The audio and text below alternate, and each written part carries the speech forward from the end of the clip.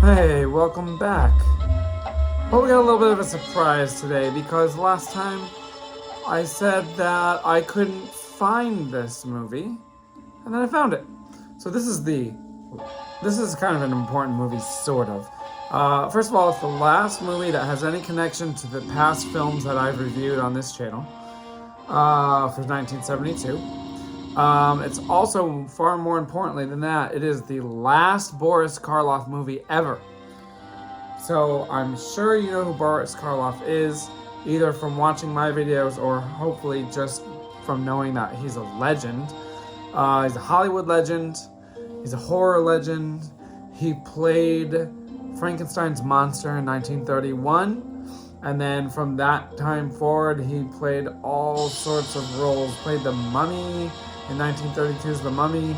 And he just went through the 30s, 40s, 50s, and 60s as a horror legend. This is his last movie ever. Actually, this movie was made in 1968. But Boris Karloff made 4 movies in 1968, all back to back, and so they were released separately. So this is the last one to be released, 1972. It's called Serenata Macabra. It is a Mexican film.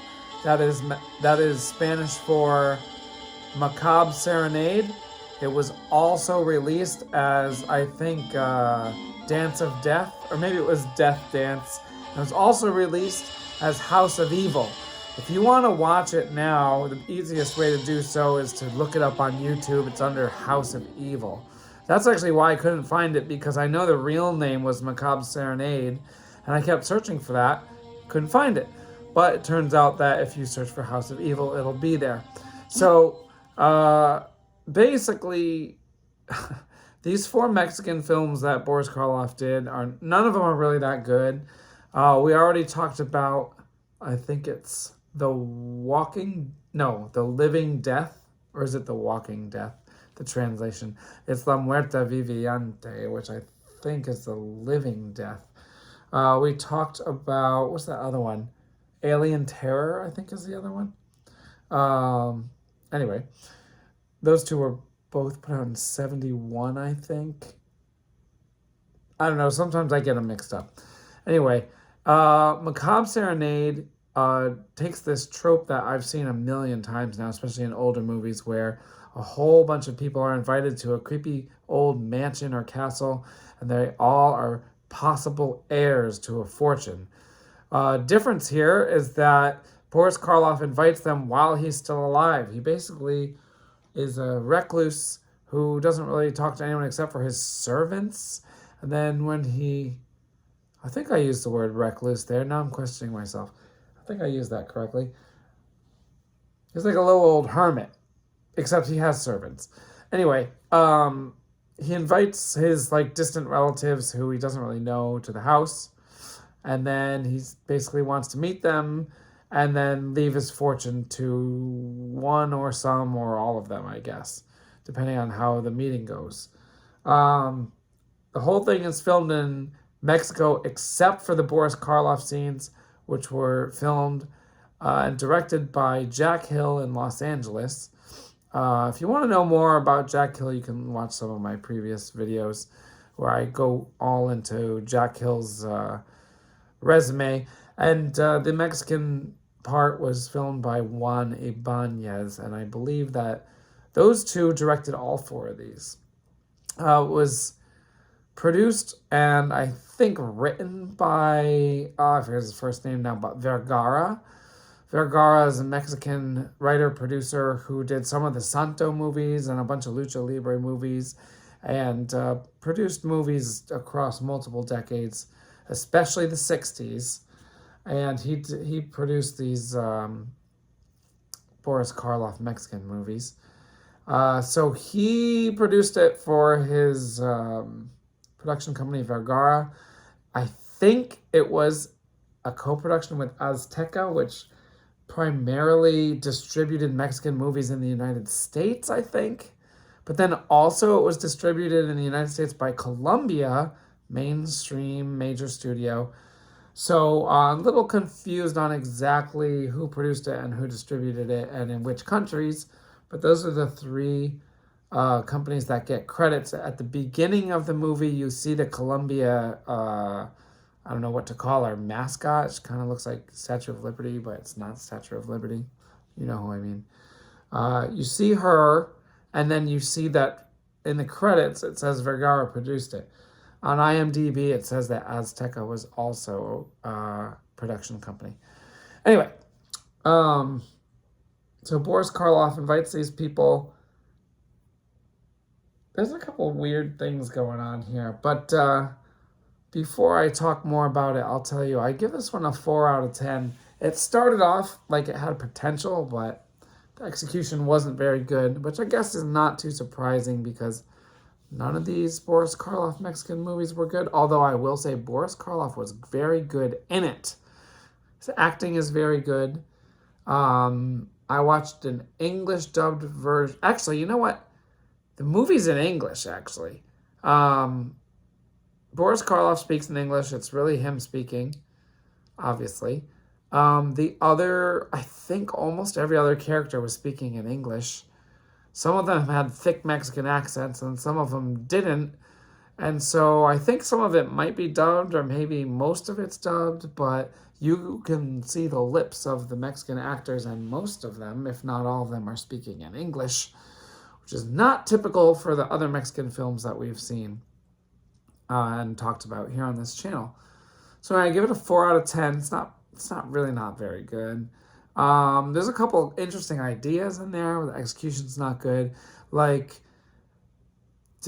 people are getting killed around this property and they have their eyes gouged out by human hands. We only know this because someone says that. Says it's obvious that they've been gouged out by human hands. But you don't ever see anybody's eyes get gouged out. You don't ever really see any of these eyeless victims get killed. They just kind of like have their bodies found by servants. Number one weirdo thing in this movie is that the house contains many mechanical dolls. And one of the characters says that the mechanical dolls had historically been used to kill the enemies of this family. So that's kind of interesting. And then the other thing is the servants all speak some foreign language. I don't think they really say what language it is, or I think they make up the language. And so all these servants are of this ethnicity that's like weird, this weird foreign ethnicity. And so that's kind of interesting. There's a part where like one of the potential heirs comes with her fiance, and then the fiance is not allowed to stay there. So one of the servants brings the fiance into town, and then on his way back, the servant is killed, and then everyone suspects the fiance. So there's a whole mystery thing going on there. Then Boris Karloff dies, like his character dies. Then they're kind of like some of the guests get picked off one by various toys that kind of like come alive, but not really alive, but like start working, I guess, on their own. And then like one of them's a cannon, it shoots a guy, kills him. And then one of them, it's a little bit creepy. It's like this weird, like full-sized mannequin that dances. And like at one point it dances with this woman and like dances with her so fast and so long that she freaks out.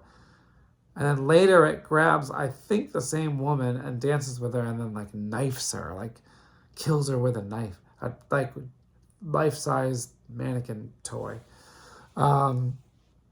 There's an attempt at a plot twist towards the end. I mean, it is a plot twist.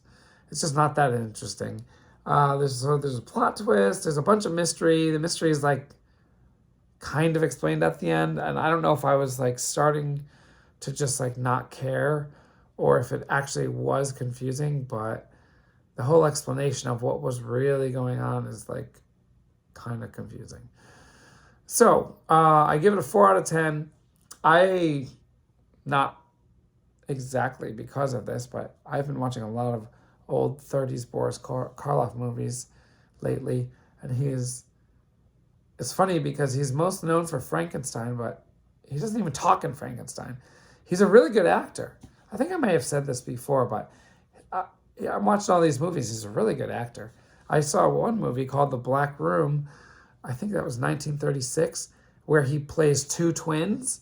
One's like the evil twin, the other one's the good twin, but the good twin has like a paralyzed arm. That is a good movie. You should definitely go watch that one. It's not horror, although I think it was kind of promoted as horror just because Boris Karloff is in it.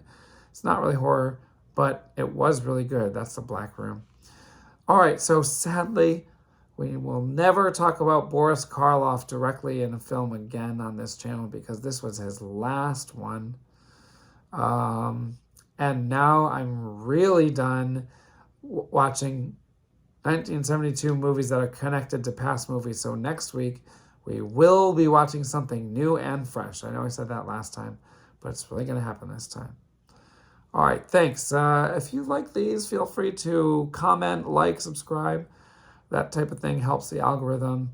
Plus, I like talking to people about movies. So if you have anything to say about this one, let me know. All right, see you next time.